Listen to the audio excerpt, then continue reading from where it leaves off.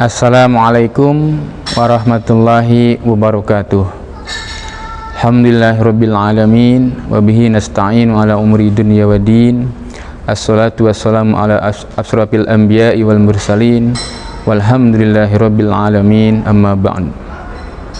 Hadirin kaum muslimin rahimakumullah. Pada kesempatan yang lalu kita pernah mengulas mengenai hikmah dari perang Uhud. Perang Uhud adalah salah satu hal yang terungkap dari dialog Rasulullah SAW dengan Aisyah.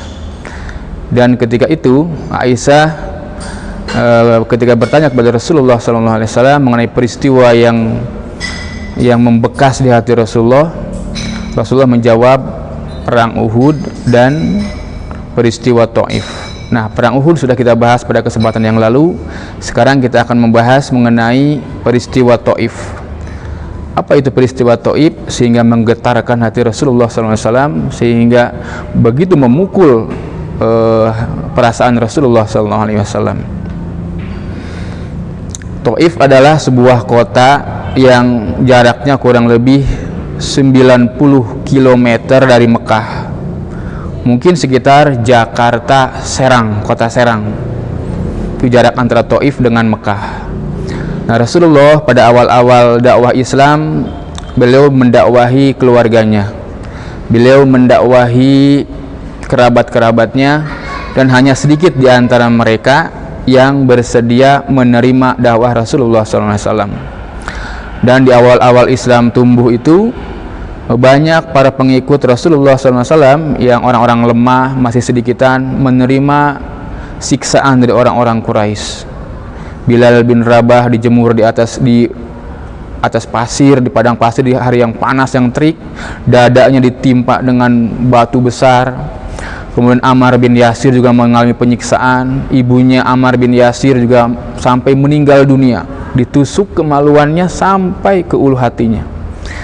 Ibunya Yasir adalah syahidah pertama dalam Islam, perempuan yang pertama meninggal dalam Islam, yang dibunuh oleh orang kafir.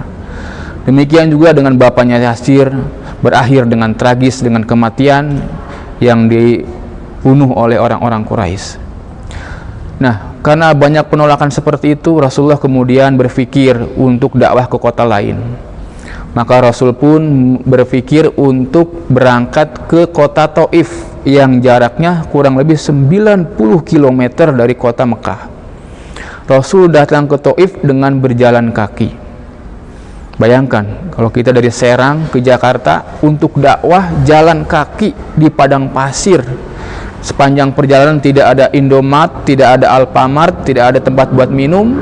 Rasulullah itu lakukan. Rasul lakukan itu demi menunaikan amanah yang diberikan oleh Tuhannya kepada beliau untuk menyampaikan risalah Islam kepada seluruh umat manusia. Awalnya Rasulullah SAW membayangkan bahwa beliau akan diterima di Taif. Orang-orang Taif akan menerima dakwah beliau dan mereka masuk ke dalam Islam dengan berbondong-bondong. Tapi apa yang terjadi ketika Rasulullah sampai di sana dan mendakwahkan Islam kepada tokoh-tokoh Taif? Orang-orang Taif justru mengolok-olok Rasulullah SAW. Mereka mengatakan, apa tidak ada orang lain yang pantas jadi nabi untuk menyampaikan agama Tuhan? Kenapa kamu yang dipilih? Dan olokan-olokan lainnya. Lalu Rasul pun kemudian beralih mendakwahi rakyat-rakyat biasa di Taif, dan jawabannya sama. Rasulullah diolok-olok, bahkan Rasulullah kemudian diusir dari Taif. Ketika Rasulullah ingin meninggalkan Taif, orang-orang Taif tidak melepaskan begitu saja. Mereka justru menangkap Rasulullah dan menyiksa Rasulullah, dilempari Rasul dengan batu, sehingga kemudian darah pun bercucuran dari kaki Rasulullah, dari sekujur tubuh Rasulullah SAW. Tapi akhirnya Rasulullah SAW bisa melarikan diri, menyelamatkan diri dari kepungan orang-orang Taif. Dalam keadaan berlumuran darah, Rasulullah SAW kemudian bersembunyi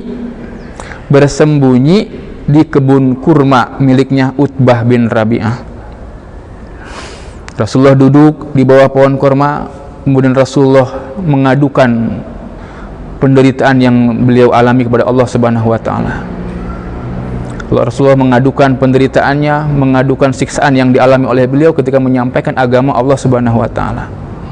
Rasulullah menangis. Sampai kemudian ketika sedang mengeluh kepada Tuhannya, datanglah Jibril. Ya Rasulullah, Tuhanmu sudah menerima, sudah mendengar penderitaanmu, sudah mendengar doa-doa kamu. Maka kemudian Tuhanmu memberikan izin kepada malaikat penjaga gunung untuk menuruti perintah engkau. Terserah apa yang mau engkau perintahkan kepada malaikat penjaga gunung itu, maka dia akan serta-merta melaksanakan perintah engkau. Malaikat penjaga gunung yang disebut-sebut namanya datang dari atas langit, begitu, datang kepada Rasulullah SAW. Ya Rasulullah, saya siap melaksanakan semua perintah kamu. Kalau engkau berkenan, akan aku angkat gunung Uhud, akan aku timpakan kepada penduduk Taif itu. Kalau kita mungkin dakwahnya modelnya dai zaman sekarang, hei Muhammad, aku penjaga gunung, aku siap menimpakan gunung kepada penduduk Taif. Mungkin kita jawabannya, oh iya sikat aja tuh sekalian habisin penduduk Taif. Tapi Rasulullah tidak seperti itu. Rasulullah justru menolak tawaran dari malaikat penjaga gunung. Apa yang dikatakan Rasulullah? Kata Rasul, saya datang ke Taif untuk berdakwah, bukan untuk menghukum orang-orang Taif. Kira-kira semboyan Rasul waktu itu, ana da'in laisa qadi, atau nahnu du'at laisa qudwat. Kata Rasulullah, mudah-mudahan seandainya pun penduduk Taif menolak aku, mudah-mudahan pengikut-pengikut mereka atau anak keturunan mereka menjadi pengikut Islam nanti yang setia. Nah, dan ini doa Rasulullah SAW ini dikabulkan oleh Allah, di mana pada masa Abu Bakar menjadi pemimpin, di mana Rasulullah sudah meninggal dunia, banyak orang-orang Arab yang murtad, banyak orang-orang Arab yang keluar dari Islam. Orang-orang Islam keluar dari Islam, kecuali penduduk Taif yang tidak ada satupun yang murtad, tidak ada satupun yang keluar dari Islam. Kemudian Rasulullah dari Taif pulang ke rumah, ke Makkah, tapi bingung. Kenapa? Karena di Mekah Rasul sudah ditolak. Maka satu-satunya jalan adalah meminta perlindungan kepada salah satu kabilah. Dan Rasulullah berhasil mendapatkan perlindungan, jaminan keamanan dari Mut'im bin Adi, salah satu kabilah kuat di Mekah, sehingga Rasul berhasil bisa masuk ke Mekah dengan aman di bawah perlindungan Mut'im. Lalu apa yang terjadi? Maka setelah itu justru dapat kemudahan. Rasul mendapatkan kemudahan setelah penderitaan di Taif. Tadi perlindungan dari orang-orang Adi. Kemudian ada sekelompok jin yang masuk Islam menjadi pengikut Rasulullah SAW. Kemudian ada juga penerimaan dakwah dari Madinah. Bagaimana kejadiannya? Kejadiannya adalah ketika itu Rasulullah seperti biasa mencari sasaran dakwah, objek dakwah.